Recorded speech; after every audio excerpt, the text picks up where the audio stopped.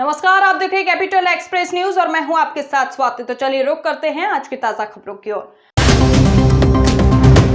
मध्य प्रदेश के पूर्व मुख्यमंत्री और वरिष्ठ भाजपा नेता स्वर्गीय बाबूलाल गौर की 6 पुण्यतिथि पर आज मुख्यमंत्री डॉक्टर बाबूलाल गौर, मोहन यादव सहित प्रदेश सरकार के कई मंत्री, कई दिग्गज नेता उन्हें श्रद्धांजलि अर्पित करने उनके निज निवास पहुंचे। मुख्यमंत्री ने बाबूलाल गौर निवास स्थल पर पहुंचकर पुष्पांजलि अर्पित उन्हें नमन किया।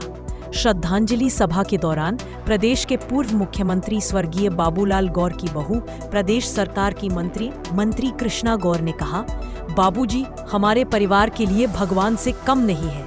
हमारा परिवार बाबूजी के बताए हुए मार्ग पर ही बाबूजी की यादों के साथ काम कर रहा है। बाबूजी मेरे पिता से बढ़कर थे। बाबूजी ने हमेशा परिवार के साथ साथ प्रदेश की जनता को भी संभाल कर रखा और आज मैं जो भी हूँ बाबूजी की वजह से ही हूँ। ऐसा कोई दिन ना होगा जिस दिन बाबूजी को मैं याद ना करती हूँ। वो एक भाजपा के समर्पित जनसेवक, कुशल प्रशासक और जन जन के नेता थे। उन्होंने प्रदेश के विकास में अहम भूमिका निभाई।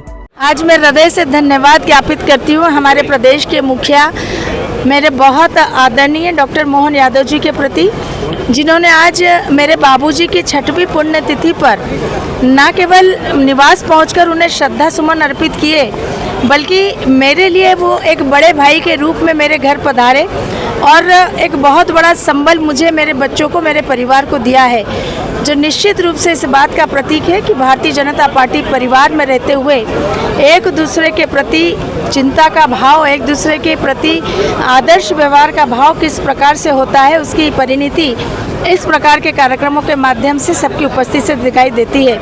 मैं हृदय से धन्यवाद ज्ञापित करती हूँ मेरे परिवार के, भारतीय जनता पार्टी परिवार के सभी सम्माननीय वरिष्ठ जनों के प्रति भी, जिन्होंने आज पूजनीय बाबूजी को श्रद्धा सुमन अर्पित किए हैं और मुझे और मेरे बच्चों को बहुत बड़ा संबल देने का काम किया है। बाबूजी निश्चित रूप से भारतीय जनता पार्टी के एक ऐसे नेता थे जो पूरा जीवन भर अपराजय रहे, अपराजय योद्धा के रूप में, गरीबों के मसीहा के रूप में, आम जन अपने जनप्रतिनिधि के रूप में उन्हें पसंद भी करता था और उन पर विश्वास भी करता था। आज निश्चित रूप से मेरे लिए तो इस बात का संकल्प लेने की ज़रूरत है। पूजनीय बाबूजी ने जो आदर्श हमारे सामने स्थापित किए हैं, उन्हीं आदर्शों पर चलते हुए राजनीति के क्षेत्र में लगातार हम आगे बढ़ें और पूजनीय बाबूजी के विचारों को आगे बढ़ाने का काम करें। बाबूजी के काम करने का तरीका, उनका अपना रहन सहन, एक अजय योद्धा की तरह अपनी विधानसभा के लिए एक आदर्श विधायक के नाते से हर दौर, हर समय, हर एक अलग अलग सरकारों में, जब 84 के प्रचंड माहौल में सारे लोग परास्त होकर के उनकी क्या हालत हुई, लेकिन कोई अजय योद्धा थे तो बाबूजी।